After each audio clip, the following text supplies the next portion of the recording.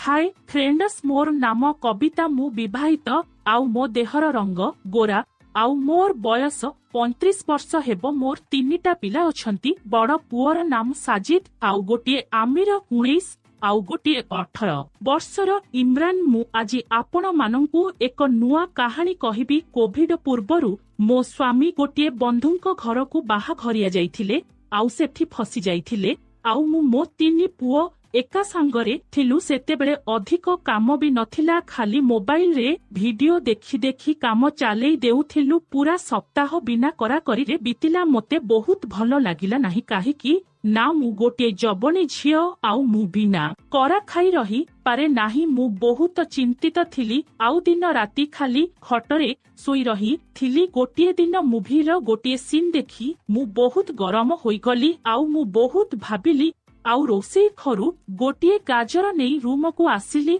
आउ आसी गोटे नाइटी पिंधिली। तेल बोतल आनी गाजर उपरे भल भावरे लगेइली आउ पुरुषर कदली भाबी निज गातरे रगड़िबकु लागिली। किछि आराम भी लागिला। किछि समय रे मु से गाजर को मो गातर भीतर पर्यंत पुरेई देली आउ टिके मजा भी लागिला। सेतेबेले मु पूरा आनंद रे थिली आउ मो मुहरु मादक आवाज बाहरु थिला। आउ सेतेबेले मो नजर पड़िला आम कबाट आडे। कबाट टिके खोला थिला आउ किए गोटिए लुचि देखुथिला। ओ ए तो साजिद थिला। से जेमिति देखिला मुही ताकू देखिदेली। से भीतर को आसी गला। मु मो गातरु गाजर को बाहर कली आउ सीधा ठिया हेली आउ नाइटी साइज कली आउ कली, बेटा तते एठिकी भी आसीबार थिला। एठी तू कौन करुचु? से कहिला, मम्मी आपण ए कौन करुछंती? से बहुत नरम भावरे पचारिला। मु कहिली किछि नाही, बास एमिति किछि भीतरे पसी जाइथिला। ताकू काधुथिली। से कहिला, मम्मी मु जबान होई गलानी आउ मु सबु किछि जानिछि। तुमे एठी कौन करू थिल? एहा सुनी मु गोरी गली आउ कहिली, तू जाई सोई पर। से कहिला, मते निद लागुनी। मु कहिली, कौन हेला? से गोटिए हाथ मो अंटारे रही मते टाणी नेला आउ मु ता शरीर रे लागि गली। से भी गोटिए जबान टोका थिला आउ तार हाइट 5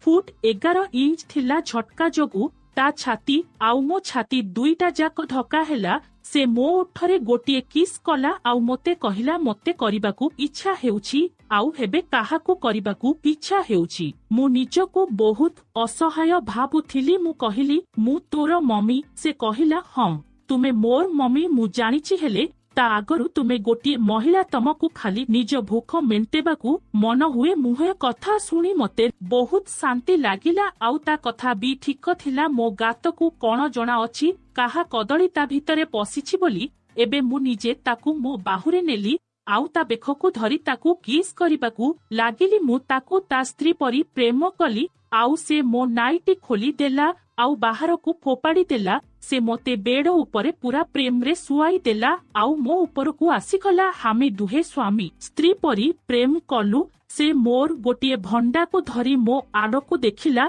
आउ चिपी देला। मु लाजेई गली। से नई पड़ी मो भंडार निपुल को जिभरे चापिबाकू लागिला। मो देहरे श्रीहरण खेलिबाकू लागिला। एक भिन्न धरणर मजा लागुथिला। से मोर गोटिए भंडा को चुसुथिला आउ गोटिए भंडा को चिपुथिला। मु आराम रे सोई मो भंडा को चुसीबा आउ चिपिबार मजा नेइथिली। मोर गोटिए हाथ ता पैंट भितरे ता कदली को धरिली आउ गोटिए हातरे ता मुंड चुटी को सलाउथिला आउ ताकू मु मो भंडा उपरे चापी रखिथिली। से मो ऊपर को चभी कला आउ ता ओठ को मो उठरे लगेई मो जीभ को चुचुमिबाकू लागिला। मु मो पुओ को प्रेम करिबारे लागिली आउ धीरे धीरे ता कपड़ा खोलिबारे लागिली। मु आजी ताकू आउ एक नजर रे देखुथिली जणा नाही। मोर ए बुद्धि कोठी आसिला। मो पाखरे कदली थिला आउ मु अजथा चिंतित थिली। मु उथिली आउ ता पैंट खोली देली। ता चड़ी सहित देखिली ता बड़ कदली मो आगरे थिला। हे कदली पूरा ता बापा कदली पारिथिला। मु कहिली, साजिद दे तो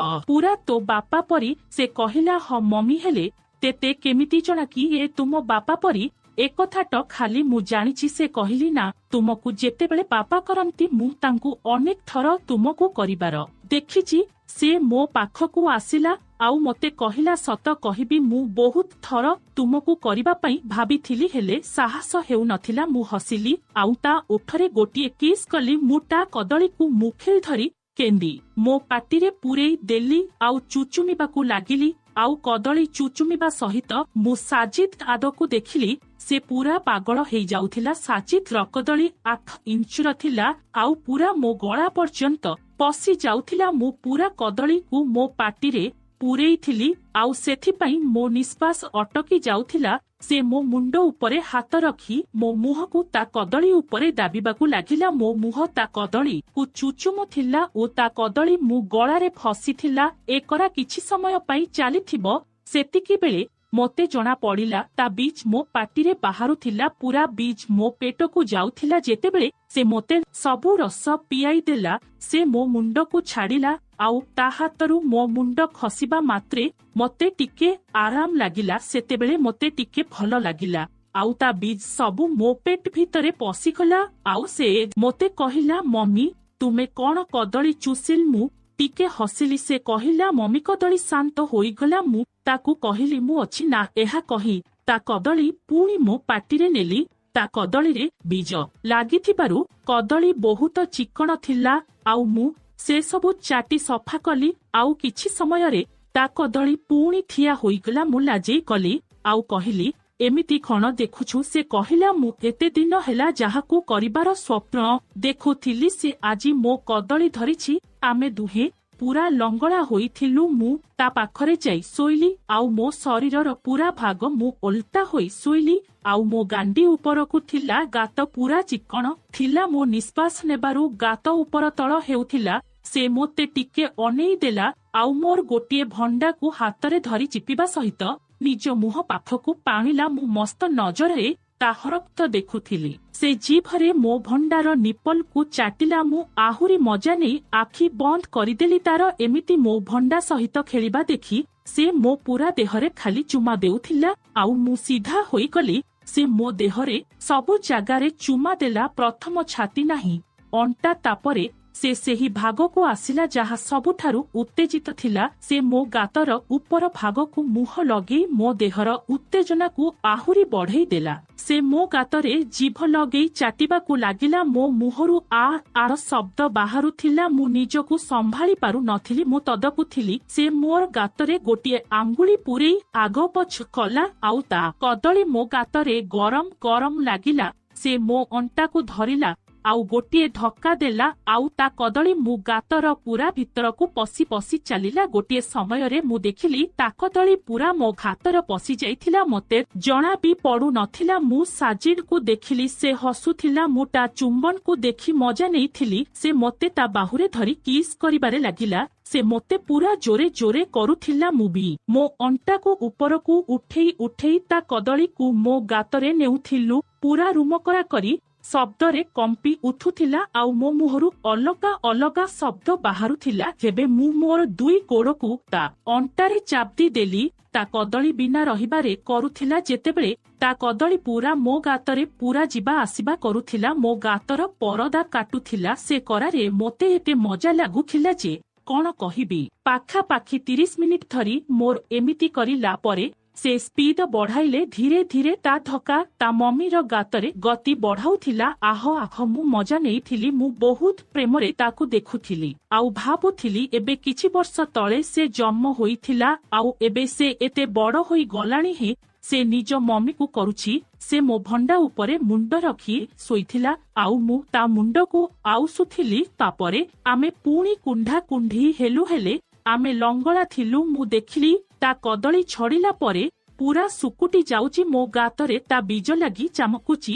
ସେ ମୋତେ ପଚାରିଲା ମମି କେମିତି ଲାଗିଲା ତୁମକୁ? ମୁଁ କହି ମସ୍ତ ବେଟା। ସେ କହିଲା ମମି ମୁଁ ବହୁତ ଭାଗ୍ୟବାନ। ମୁଁ ତୁମକୁ କରିଲି। ମୋଟେ ତା ଉପରେ ପ୍ରେମ ଆସୁଥିଲା। କିଛି ସମୟ ପରେ ତା କଦଳୀ ପୁଣି ଠିଆ ହୋଇଗଲା। ସେହି ସମୟରେ ମୋ ନଜର କବାଟ ପାଖକୁ ଗଲା। ସେ ପୁଣି ମୋ ଗାତରେ କଦଳୀ ପୂରେଇ ମୋତେ ଗେହିବାକୁ ଲାଗିଲା। ମୁଁ ତଦାପୁ ଥିଲି ଆଉ ସେ ମୋତେ ଧକ୍କା ଦେଇ ଦେଇ କରୁଥିଲା। ମୋ ନଜର କବାଟ ପାଖକୁ ଗଲା ଆଉ ମୁଁ ଦେଖିଲି ଏକାନ୍ ସେ ଆମିର ଥିଲା। ଆଉ କବାଟ ଖୋଲି ଭିତରକୁ ଆସିଗଲା। ମୁଁ ଡରିଗଲି ଆଉ ଭାବିଲି ଏଠି କଣ ତ ଘଟୁଛି? ଆମିର ତୁ ଏଠି କଣ କରୁଛୁ? ସେ କହିଲା ମୁଁ ତୁମ ଦୁଇ ଜଣଙ୍କ ପାଟି ଶୁଣି ଉଠି ଗଲି। ହେଲେ ଭାଇ ତୁମ ଉପରେ ଚଢି କଣ କରୁଛି? ମୁଁ କହିଲି କିଛି ନାହିଁ ମୋ ଗାତରେ କିଛି ପଶି ଯାଇଛି। ତାକୁ ବାହାର କରୁଛି।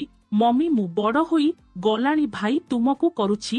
ମୁଁ ଜାଣିଛି ମୁଁ ତୁମ ଦୁହିଁଙ୍କ ଆବାଜ ଶୁଣିଲି। ମୁଁ କହିଲି ହଁ ତ ଯଦି ମୁକରା ଖାଉଛି ତାହେଲେ ତୋର କଣ ଅଛି? ତୁ ଯାଇ ଶୋଇପଡ଼, ତୁ ବହୁତ ଛୋଟ ଅଛୁ।